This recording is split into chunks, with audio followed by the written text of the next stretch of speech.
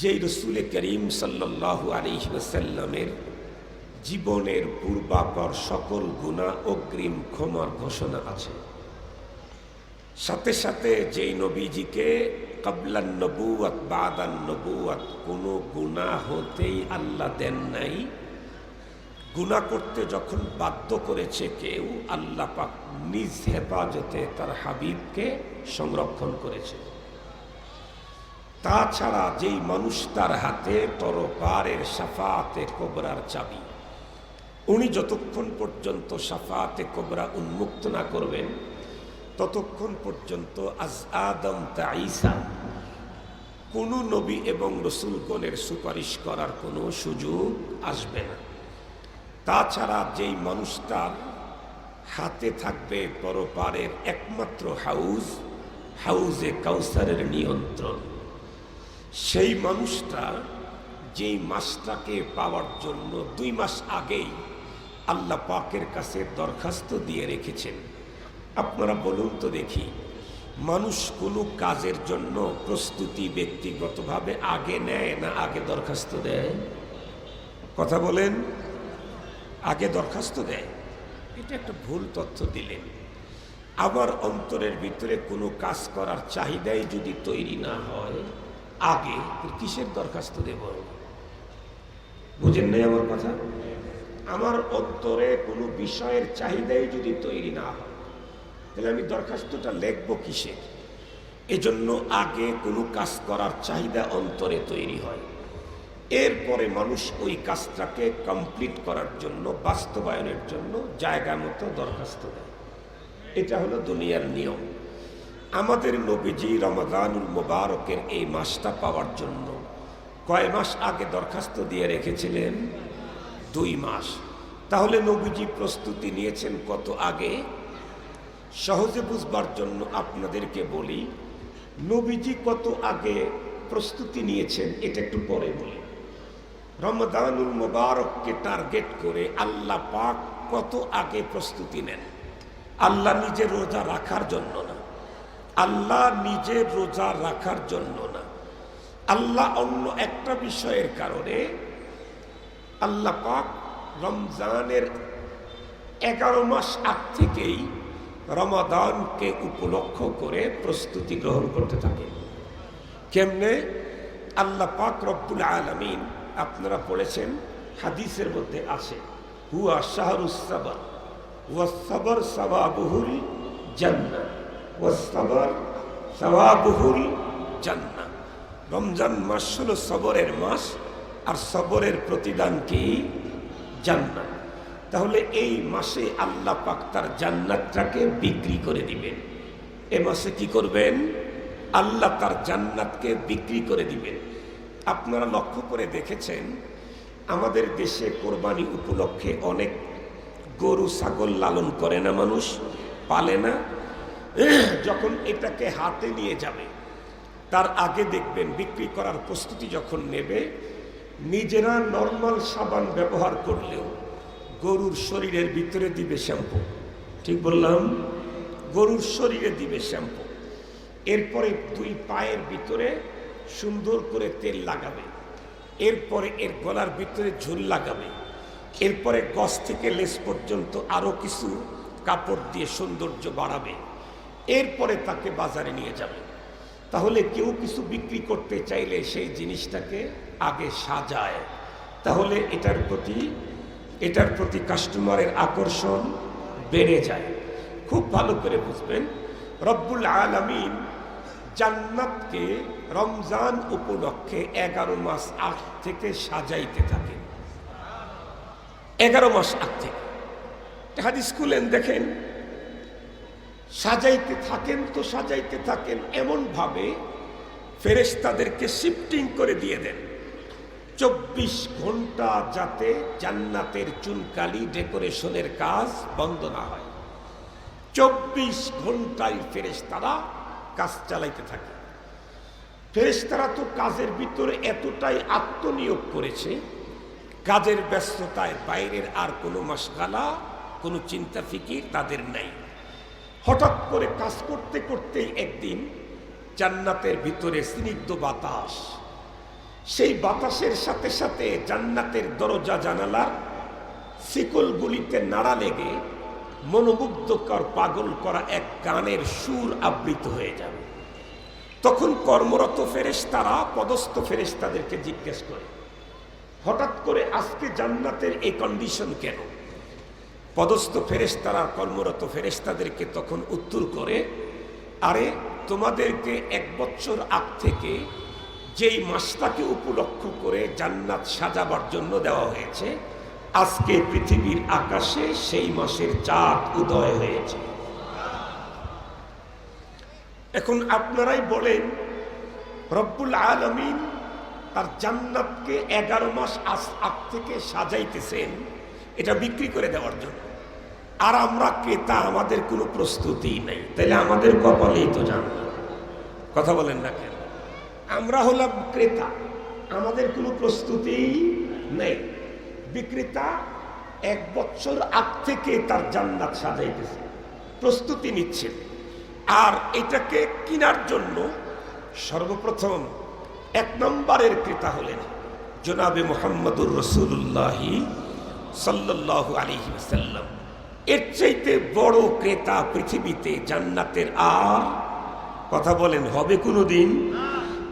সেই নবীজি কি করছেন, কতদিন আগের থেকে প্রস্তুতি গ্রহণ করেছেন উনি জানেন।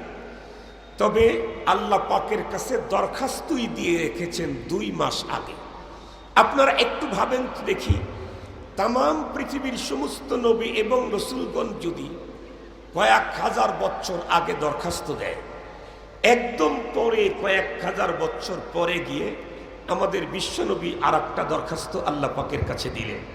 বলুন তো দেখি, প্রথম সিগনেচার হবে কোনটার উপরে? আল্লাহর পক্ষ থেকে।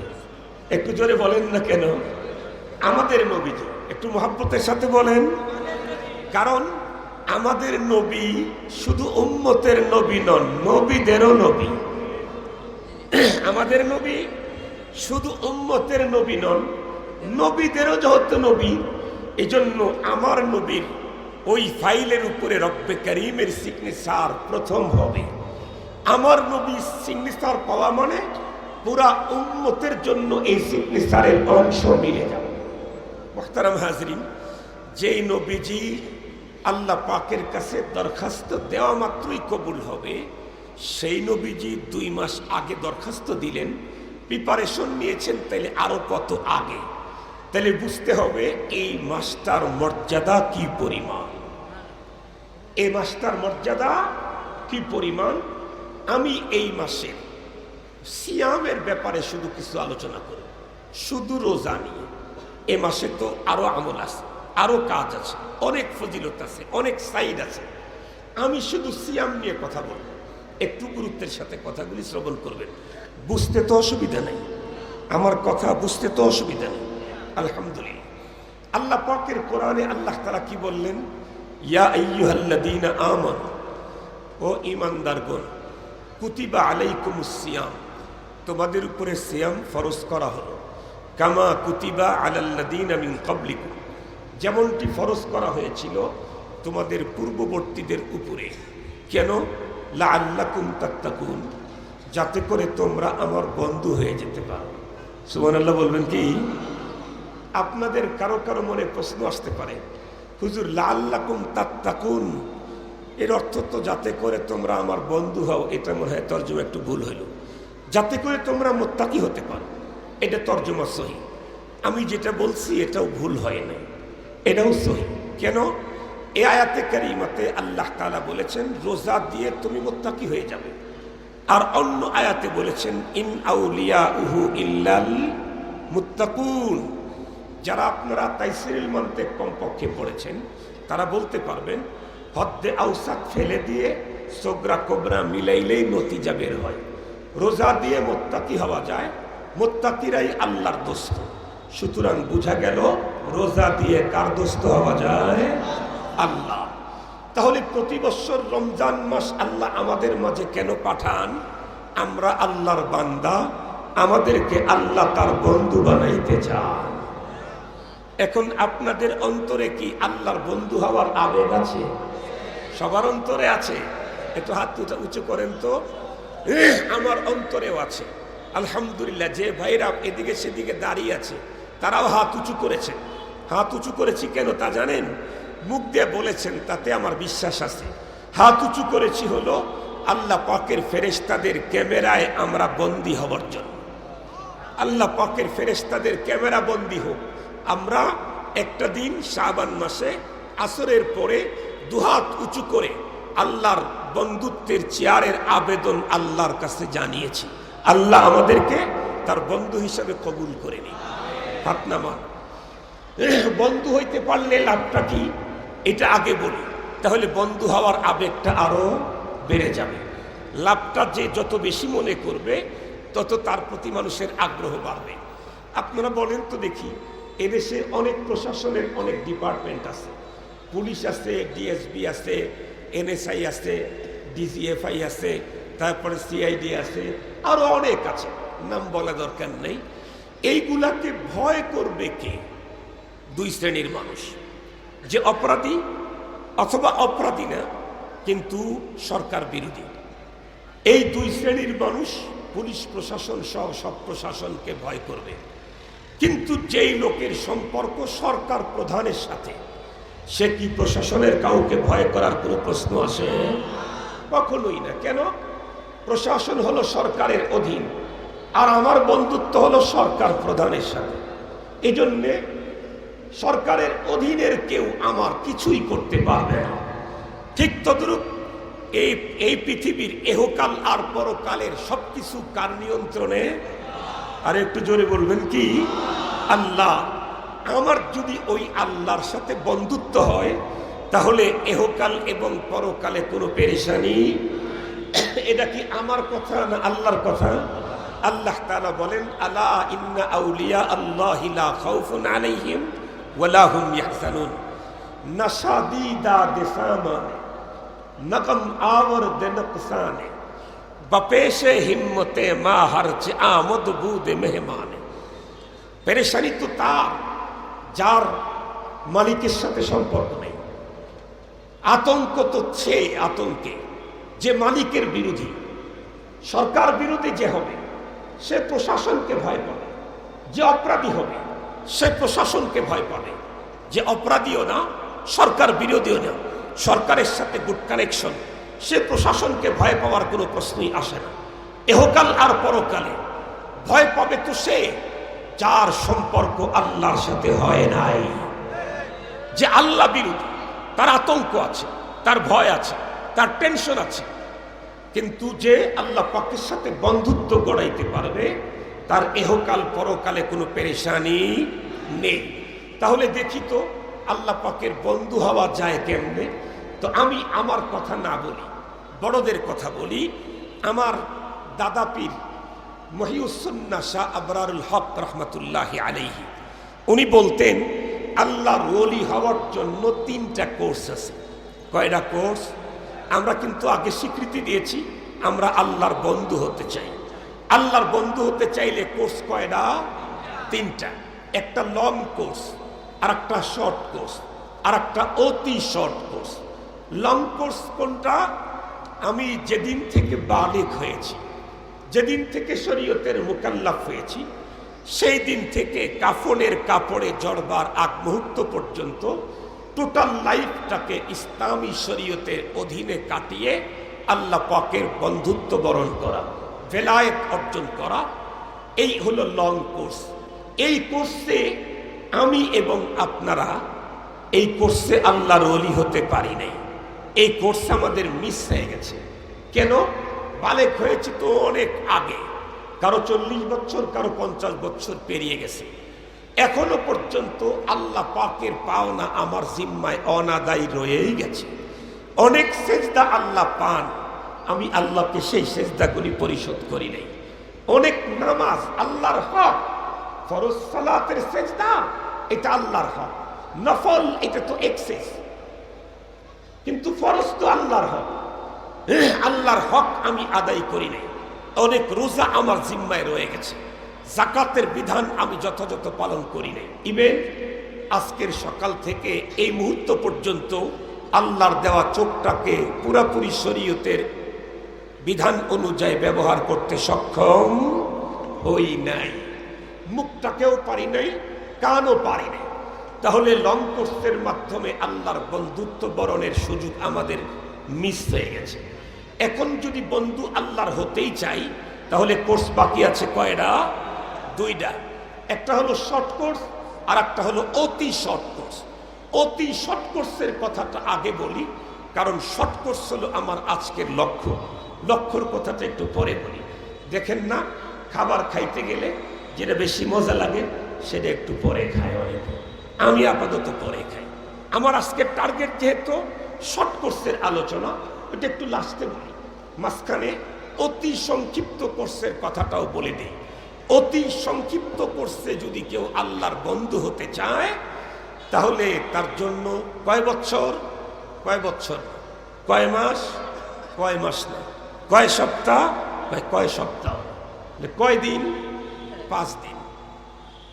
কয় দিন বলেন? অথবা আর একদিন বাড়িয়ে 6 দিন, এর চাইতে বেশি না।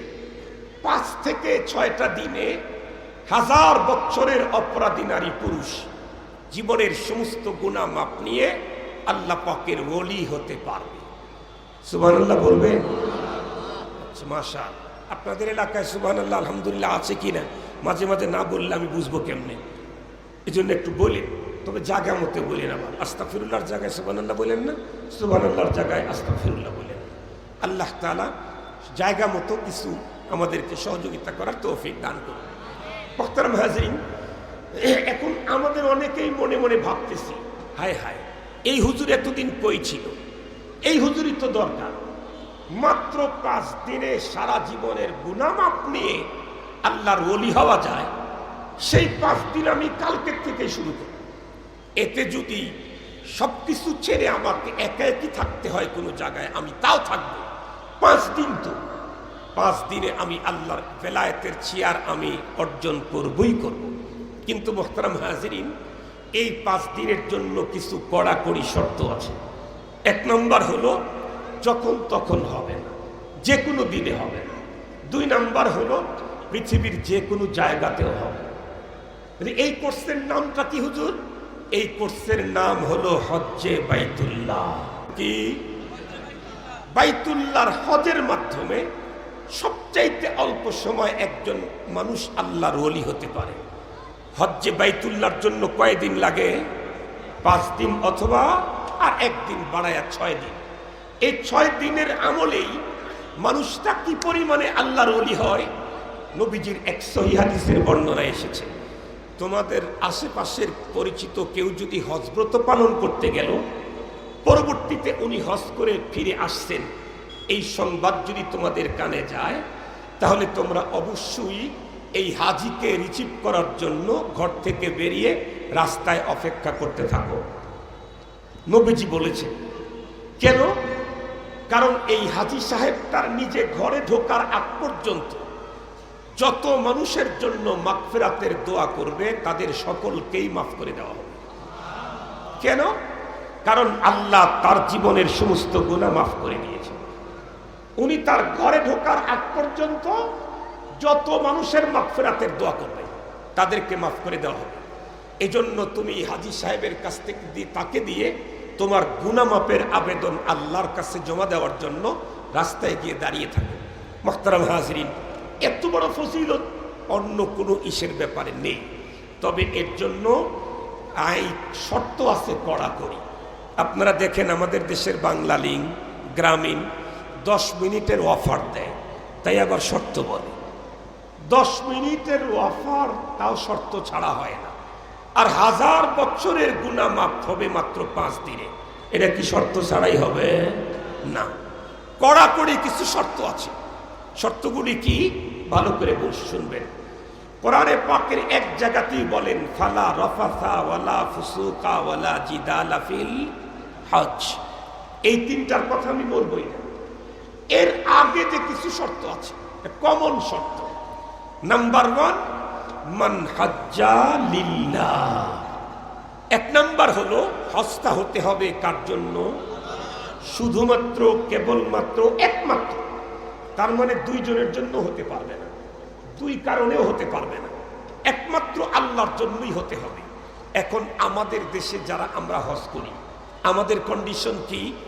কেউ কেউ হজে যায় যে আগামী নির্বাচনে টিকিট পাওয়ার সম্ভাবনা আছে, সঙ্গত কারণে টুপি দাড়ি হুজুর আর বোরকাওয়ালা মেয়েদের ভোট কালেকশন করতে চাইলে আলহাজ শব্দ নামের শুরুতে লাগাইলে যতটা কালেক্ট হবে বিড়ি আর সিগারেট দিয়ে ততটা কালেক্ট হবে না। এই জন্যে অনেকেই নামের শুরুতে আলহাজ লাগায় দুনিয়ার কোনো স্বার্থ হাসিলের জন্য। তাহলে এই হাজি যখন আসতে থাকে এর অপেক্ষায় রাস্তায় দাঁড়ানো দরকার নাই, পারলে বাড়ি ছেড়ে অন্য জায়গায় গিয়ে সুবহানাল্লাহ পড়াই ভালো। কথা কি বুঝাইতে পারছি আপনাদেরকে? খুব ভালো করে বুঝবেন। কেউ কেউ হজ করে কোন নিয়তে? আমার অনেক সম্পদ হয়েছে, আমি অনেক রাস্তায় ট্যুর করেছি, এখন যদি হজে না যাই সবাই আমাকে খারাপ বলবে, এই জন্য কমপক্ষে যাই একটু ঘুরে আসি। বলেন তো দেখি, এ কি মানহাজ্জা লিল্লাহ? না। কেউ কেউ আবার যায় একই মহল্লায় 5 জন সমান সমান টাকাওয়ালা, সেম সেম। এখন একজনের চাইতে আর একজনের মর্যাদা একটু বাড়াইতে চাইলে একটা লেভেল তো একটু উঁচা করতে হবে। তো আলহাজের লেভেলটা মোটামুটি অনেক উঁচা। 5 জন এক জায়গায় গেছে, সমান সমান টাকা, কিন্তু একজন আবার হাজি। চেয়ার যদি একটা থাকে প্রথমে কাকে বসতে দিবে? ওরাও বলবে হাজি সাহেব তুমি আগে বসে। ঠিক বললাম না? ঠিক বললাম? তাহলে এই উদ্দেশ্য কারো কারো আছে। আর একটা সিরিয়াস ভাইরাস এখন ঢুকছে যেটা মানুষের হজকে শেষ করে ফেলতেছে, মানুষের জীবনকে। কোভিড-19 করোনা ভাইরাস জীবনের জন্য যতটুকুন ভয়ঙ্কর না ছিল তার চাইতে বড় ভয়ঙ্কর হলো সেলফি ভাইরাস। কোন ভাইরাস? Selfie virus. এটা মানুষের হজ নষ্ট করার জন্য তার চাইতে ভয়াবহ ভাইরাস। এখন দেখেন আশকরা হজ ক্যাম্পে গিয়ে ইহরামের কাপড় পরেই প্রথমেই একটা সেলফি উঠাইয়া ছেড়ে দিল। চললাম আল্লাহর ঘরের মুসাফির হিসাবে, সকলের কাছে দোয়া চাই। এরপরে যখন বিমানে উঠতেছে তখন আর একটা সেলফি উঠাইয়া ছাড়ল।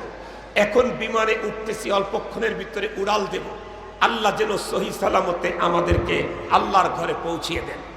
এই সেলফি উঠাইতে উঠাইতে ও এত বড় গাদ্দার হয়ে যায়, ও এত বড় দুর্দর্শ হয়, ও এত বড় নেমক হারাম হয়, আপনাদেরকে বুঝাইলে আপনারা খুব ভালো করে বুঝবেন। আমাদের দেশে রাজনৈতিক চরম প্রতিহিংসা আছে। একদল আর একদল আপন ভাই হইলেও সহ্য করতে পারে না, আছে না নাই? একদল আর এক দলের প্রতি প্রতিহিংসা তো আছে। ইভেন একই দলের লোক 5 গ্রুপ, এক ওয়ার্ডের মধ্যে 5 গ্রুপ, নিজেরা নিজেদের দলের লোককে দেখতে পারে না, নিজেরা নিজের দলের লোককে আগুন দিয়ে পোড়ায়। এই ইতিহাস বাংলাদেশে আছে না নাই? তাহলে রাজনৈতিক অঙ্গনে প্রতিহিংসা চরমে। এরপরেও একটা জিনিস এখনো রাজনৈতিক অঙ্গনে ভালো আছে, সেটা হলো দেখবেন আওয়ামী লীগ এমনি তাদের বক্তৃতা মঞ্চে উঠলেই বিএনপির বিরুদ্ধে বলবে, এটাই রাজনীতি। বিএনপি তাদের বক্তৃতা মঞ্চে গেলেই আওয়ামী লীগের বিরুদ্ধে বলবে, এটাই এখনকার রাজনীতি। কিন্তু আওয়ামী লীগের জাতীয় কাউন্সিলে যদি বিএনপির জাতীয় নেতাদেরকে দাওয়াত করে, বিএনপির জাতীয় নেতারা আওয়ামী লীগের কাউন্সিলের এই স্টেজে এসে আওয়ামী লীগের বিরুদ্ধে কোনো বক্তব্য দেয় না, বরং আওয়ামী লীগ দেশ এবং জাতির জন্য যত কল্যাণকর কাজ করেছে এগুলির কথা তুলে ধরে। আবার বিএনপির জাতীয় কাউন্সিলে আওয়ামী লীগের প্রথম সারির নেতারাদেরকে যখন নিমন্ত্রণ করা হয়, তারা যখন সেখানে যায় তারাও বক্তব্য দিতে গিয়ে বিএনপির তখন বিরুদ্ধে বলে না। বিএনপিও যে দেশ শাসন করেছে, কিছু ভালো কাজ করেছে, এগুলি তারা বলে।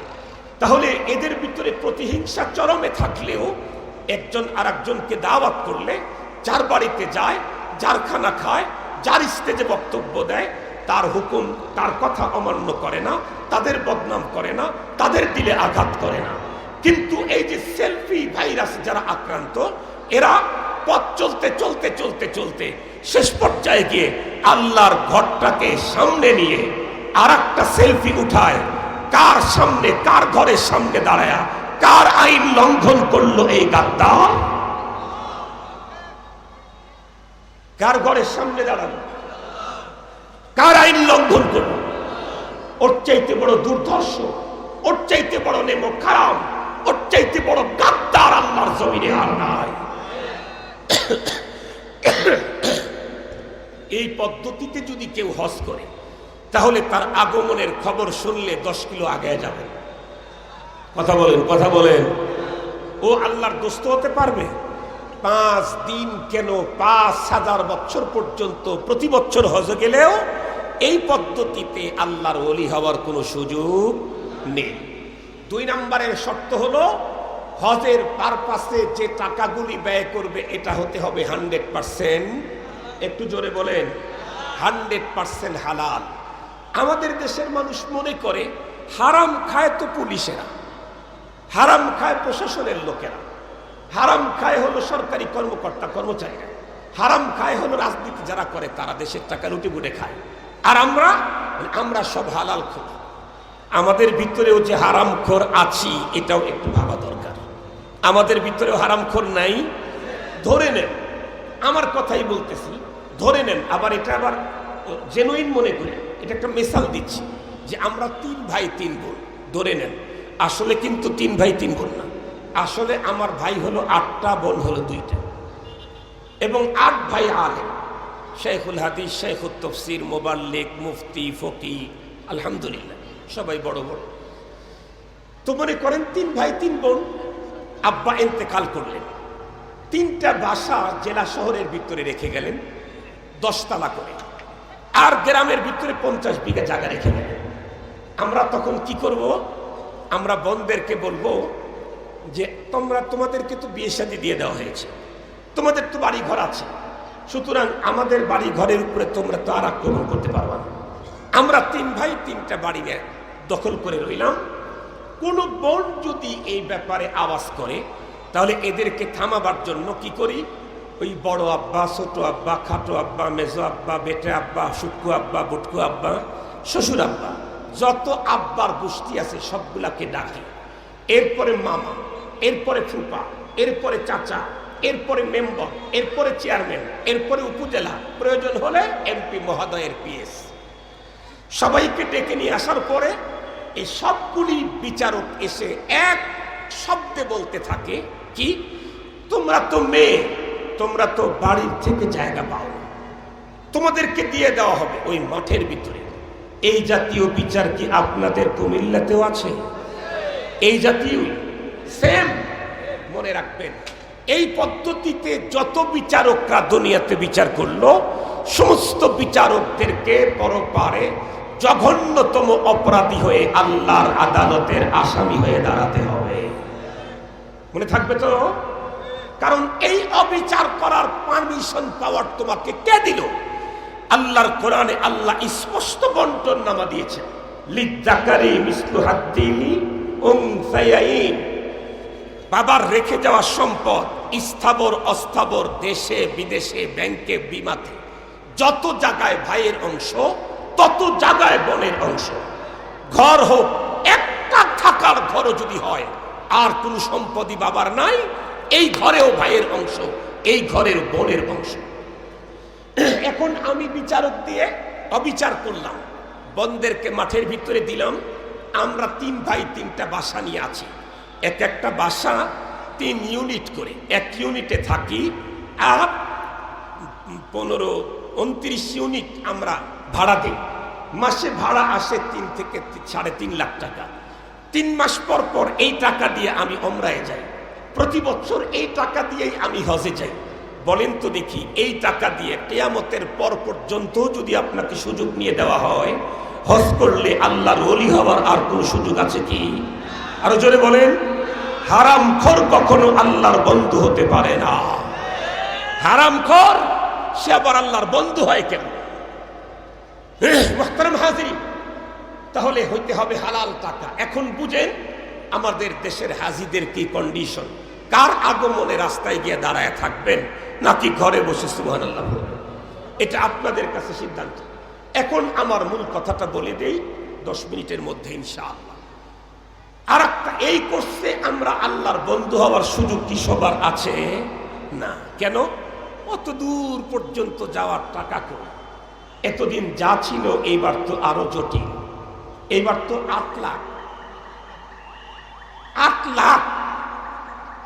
তার মানে আল্লাহর ঘরে যাওয়ার সুযোগটা আরো কমে যাচ্ছে। যদি 3 লাখও হয় তারপরেও কি সবাই যেতে পারবো? না, সবাই যেতে পারবো। তাহলে এবার আসেন, কিন্তু সবাই আল্লাহর বন্ধু হতে চাই। সবাই কি হতে চাই? তাহলে প্রথম লং কোর্স আমাদের মিস হয়ে গেছে, আর অতি শর্ট কোর্সের সক্ষমতা সবার নেই। সবাই আল্লাহর বন্ধু হতে চাই। তাহলে এখন কোর্স বাকি রইল কয়টা? একটা। সেই কোর্স কত দিনের? 30 অথবা 29 দিন, একটা মাস, রমাদানুল মুবারকের রোজা। সুবহানাল্লাহ বলেন। এই কোর্সের মাধ্যমে গ্রামের, শহরের, এদেশের, বিদেশের প্রত্যেকেই, গরিব, দুঃখী, ধনী, সবাই আল্লাহর বন্ধুত্বের চেয়ার অর্জন করতে পারবে। এখন কথা আপনারা বলতে পারেন, হুজুর কয় বছর পর্যন্ত রোজা রাখলে আল্লাহর বন্ধু হওয়া যায়? আমরা বলবো 1 বছরের 29-30 রোজা দিয়েই আল্লাহর বন্ধু হওয়া যায়। এখন আপনারা আমাদেরকে প্রশ্ন করবেন, হুজুর আপনার কথার সাথে আমাদের জীবনের বাস্তবতার মিল নাই। আপনি বলতেছেন 1 বছরের 29-30 রোজা দিয়ে জীবনের সব গুনাহ মাফ হয়ে আল্লাহর বন্ধু হওয়া যায়। আমরা তো 30 বছর হয় 30টা করে রোজা রাখতেছি, তাও তো আল্লাহর বন্ধু হতে পারলাম না। কথা আপনাদেরটাও ঠিক, আমারটা আরো বেশি ঠিক। কেন? আমি তো আমারটা বলি নাই, আমি কারটা বলেছি? আল্লাহ, ইয়া আইয়ুহাল্লাযীনা আমানু কুতিবা আলাইকুমুস সিয়ামু কামা কুতিবা আলাল্লাযীনা মিন ক্বাবলিকুম লাআল্লাকুম তাত্তাকুন। 3 বছরের কথা বলা হয়েছে, 2 বছরের কথা বলা হয়েছে, তো 1 বছরই হওয়া যাবে। তাহলে গ্যাপ কোথায় হুজুর? আপনি বলতেছেন 1 বছরের রোজা দিয়ে আল্লাহর বন্ধু হওয়া যাবে, আর আমরা 30 বছরের রোজা দিয়েও আল্লাহর বন্ধু হইতে পারলাম না। তো গ্যাপটা কোথায়? ওইটা বলার জন্যই তো আমি আজকে এখানে উপস্থিত হয়েছি। এবং আমার মনে চায় পৃথিবীর প্রতিটি মুসলমানের কানে কানে দ্বীনের এই কথাগুলি রমজানের আগে পৌঁছিয়ে দিই। এটা আমার দিলে চায়, যাতে করে এত বড় মর্যাদার মাস পাওয়ার পরেও আল্লাহর কোনো একজন ইমানদার বান্দা যাতে আল্লাহর বন্ধু হওয়া থেকে বঞ্চিত না হয়, এটা আমার দিলে চাই। আমি আপনাদেরকে একটা মিসাল দেব, এরপরে কথাটা উপস্থাপন করলে আপনাদের খুব ভালো বুঝে আসবে। এই যে আমাদের আজকের স্প্যান্ডে ধরে নেন এটা একটা জামে মসজিদ। এই মসজিদের স্পেসটাকে শীতল করতে ধরেন 200 টন এসি লাগাইলে এই পুরাটা শীতল হয়ে যাবে। সেখানে লাগায়া দিলাম 400 টন, লাগায়া সবগুলাকে চালায় দিলাম একসঙ্গে, হাই পাওয়ার। কিন্তু উত্তর দক্ষিণ ওয়ালে 50টা করে 100টা জানালা আছে, আর পূর্ব ওয়ালে 20টা দরজা আছে। সবগুলা খোলা রাখলাম, 400 টন এসি চালাইলাম। ভিতরে তো একদম শীত লেগে যাবে। একটু জোরে বলেন, শীত লাগবে? একদম লাগবে। ঠান্ডা হবে না? না, কিছু তো হবে, কিছু তো হবেই, কারণ ঠান্ডা বাতাস বের হচ্ছে। কিছু ঠান্ডা হবে, তবে ঠান্ডা রবে না। সব দরজা জানালা খোলা আছে। পক্ষান্তরে সব দরজা জানালা বন্ধ করেন, 200 টন এসিও বন্ধ করেন, আর 200 টন হাই পাওয়ারে চালায় দেন। ইমাম সাহেব যদি ইশার সালাতে একটু লম্বা সূরা পড়া শুরু করে, তাহলে দেখবেন 2 রাকাত শেষ হতে না হতেই যাদের লো প্রেশার, যারা অসুস্থ, যারা দুর্বল, এদের কিন্তু খবর শুরু হবে। 3 রাকাতের বেলায় দেখবেন ইমাম সাহেবের কেরাতের পাশাপাশি ডান বাম থেকে দাঁতে দাঁতে বাড়ি লাগার আওয়াজও শোনা যাচ্ছে। বেশি শীত হইলে, আগে মাঘ মাসের দিনে, আর এত বেশি তো আগে এই শীতের কাপড় মানুষ কিনতে পারতো না, ওই তখন কিন্তু করে এরকম করে কিটকিট করে 2 দাঁতে দাঁতে শীতের কারণে বাড়ি লাগতো। এই বাড়ির আওয়াজটা তখন কেরাতের পাশাপাশি 2 দিক থেকে আসতে থাকবে। মোহতারাম হাজরিন, 4র্থ রাকাতে ইমাম সাহেব একদিকে সালাম ফিরানে মাত্রই, আর একদিকে সালাম ফিরানের আগেই দুর্বল লোকগুলোই সেটা যাবে আগে, বলবে এই মুয়াজ্জিন, হয় এসি বন্ধ করো, নাইলে কম্বলের ব্যবস্থা করো। অবস্থা কিন্তু জটিল। এমতো অবস্থায় যদি বিদ্যুৎ চলেও যায়, 20 রাকাত তারাবি পড়তে থাকলে আশা করা যায় দরজা জানলা যদি খুলতে না দেওয়া হয় 20 রাকাতেও গরম লাগবে না। মুহতারাম হাজিরিন, আল্লাহর কোরআনে আল্লাহ বলেছেন, আমি রোজা দিয়েছি তোমাকে মুত্তাকি বানাবার জন্য। সত্যিই রোজার দ্বারায় তাকওয়ার মেশিন চালু হয়ে যায় প্রতিটি মানুষের ভিতরে। কেমন? একজন রোজাদার যতই তাপদাহ শুরু হোক না কেন, দাবদাহ, তৃষ্ণায় দিল যদি ফিটে চৌচির হয়, এমন জায়গায় অবস্থান করছে যেখানে রকমারি কোল্ড ড্রিঙ্কস আছে, তৃপ্তি সহকারে পান করলে পৃথিবীর কেউ দেখবে না, এরপরেও কোনো রোজাদার এই সুযোগটা কি গ্রহণ করে? কার ভয়ে? একটু জোরে বলেন। এটার নামই তো তাকওয়া। এটার নামই কি বলেন?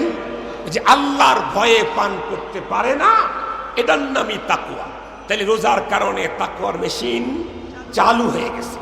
কিন্তু যেই পরিমাণে মুত্তাকি হওয়ার কথা ছিল সেই পরিমাণে মুত্তাকি হতে পারিনি। তার মানে রোজা রাখার কারণে কামাচার, পানাহার এগুলি ত্যাগ করেছি, কিন্তু রোজা রাখার পরেও নিজের স্ত্রী সহবাস দিনের বেলায় না করলেও রাস্তা দিয়ে যাইতে গেলে কেউ দেখলে না দেখলে ভালো লাগে না। কথা বলেন না কেন? দেখতেই হয়। মুখ দিয়ে ফাহেসা কথা বলেই ফেলি, মিথ্যা কথা বলেই ফেলি, গীবত করেই ফেলি। এগুলি হয় না কেন? এখানে আল্লাহর ভয় ঢোকে না কেন? কারণ আমাদের দরজা জানালা সব কি আছে? খোলা আছে। এজন্য বুজুর্গানে দিন তাদের অভিজ্ঞতার আলোকে কোরআন এবং হাদিস মন্থন করে বলেছেন, 6 শর্ত মেনটেন করে কেউ যদি রমজানের রোজা পালন করতে পারে, 1 বছরের 30-29 রোজা দিয়েই সারা জীবনের গুনাহ মাফ হয়ে এই লোকটা আল্লাহর বন্ধুত্বের চেয়ার অর্জন করতে পারবে। আমি এই 6 শর্তের কথা একটু সংক্ষিপ্ত বলি আপনাদের খেদমতে। এটা হলো আমার আলোচনার মূল জিনিস। নাম্বার 1 হলো মুখ কন্ট্রোল। কি কন্ট্রোল? মুখ কন্ট্রোল। হুজুর, মুখ তো কন্ট্রোলই করেছি, কত খাইতে ইচ্ছে করতেছে, কত পান করতে ইচ্ছে করতেছে, খাই না, পান করি না, আরো কি কন্ট্রোল? হ্যাঁ, ঢুকানো বন্ধ করেছি, বের করা বন্ধ, নিয়ন্ত্রণও করি নাই। বন্ধ তো করি নাই, নিয়ন্ত্রণও করি নাই। কথা মুখ থেকে বলা যাবে না, 1 নম্বর শর্ত। 2 নম্বর, কথা শ্রবণ করা যাবে না। আমি বলি নাই, আর একজন বলে আর আমি মুস্কি মুস্কি হাসি দিয়ে শুনতে থাকি, তাইলেও হবে না। তাহলে এই কান, এই মুখ দিয়ে তাকওয়া, খোদাবীতির মেশিন যেটা চালু হয়েছিল তাকওয়া, এটা বের হয়ে যাবে। 3 নাম্বার হলো চোখ কন্ট্রোল। কুদৃষ্টি করা যাবে না। আমি আপনাদেরকে জিজ্ঞেস করতে চাই, যেগুলি নিষেধ করলাম এগুলি কি শুধু রমজান মাসের জন্য নিষেধ? 24 ঘন্টা পুরা জীবনের ভাই বিধান রোজা রাখার পরেও যদি মানতে না পারি, এজন্যই নবীজি বলেন, যেই মুসলমান রোজা রাখার পরে সে তার মুখ, চোখ, কান কন্ট্রোল করতে পারল না, ওর উপবাস থাকার কোনো প্রয়োজন নেই। এর অর্থ আবার আপনারা ভুল বুঝবেন না। তাহলে কেউ কেউ ভাবতে পারেন, খান সাহেব হুজুর বলে গেছে যে চোখ, মুখ, কান কন্ট্রোল করতে না পারলে রোজা রেখে কোনো লাভ হবে না। তাহলে দাও আচ্ছা মতে খাই, কারণ চোখ মুখ যেহেতু কন্ট্রোল করতে পারি না। তাহলে আপনি ভুল বুঝলেন। তর্জমাটা ভালো করে বুঝেন। একজন মানুষ পরীক্ষা দিলে তার 3 কন্ডিশন, হয় পাস করবে, না হয় ফেল করবে, না হয় স্ট্যান্ড করবে। ঠিক বললাম? যারা পরীক্ষা দেয় তাদের কয় কন্ডিশন? 3 কন্ডিশন, 3 অবস্থা। হয় পাস করবে, না হয় ফেল করবে, না হয় স্ট্যান্ড করবে। যে পাস করে তার জরিমানাও হয় না, সে কোনো উপঢৌকনো প্রাইজও পায় না। যে ফেল করে তার জরিমানা হয়, আর যে স্ট্যান্ড করে সে হলো প্রাইজ পায়, সে হলো উপঢৌকন পায়। আমরা যারা কমপক্ষে পানাহার, কামাচার এই 2 কাজ ত্যাগ করে যারা রোজা রেখেছি, আমরা হলো পাস করেছি। আমাদের জরিমানাও নাই, আমাদের উপঢৌকনও নাই। আর যারা রোজা ভেঙে ফেলেছি তারা ফেল করেছি, তাদের জরিমানা পরপারে জাহান্নামের আগুন। আর আমরা যারা 6 শর্ত মেনে রোজা রেখেছি, তারা স্ট্যান্ড করেছি, আমাদের উপঢৌকন হলো বেলায়েতের চেয়ার। কথা বুঝাতে পারছি আপনাদেরকে? তাহলে আমরা কি ফেল করব না পাস করব? না না, স্ট্যান্ড করব। বলেন বলেন, ফেল করব না পাস করব? আমরা স্ট্যান্ড করব। রোজা যেহেতু রাখতেই হবে, স্ট্যান্ড করব। তাহলে কি হবে? আল্লাহ পাকের বেলায়েতের চেয়ার আল্লাহ আমাকে দান করে দিবেন। মোহতারাম হাজরিন, স্ট্যান্ড করতে চাইলে 6 কাজ করতে হবে। চোখ কন্ট্রোল, কান কন্ট্রোল, মুখ কন্ট্রোল, অঙ্গ প্রত্যঙ্গ কন্ট্রোল। গুনার কাজ করা যাবে না।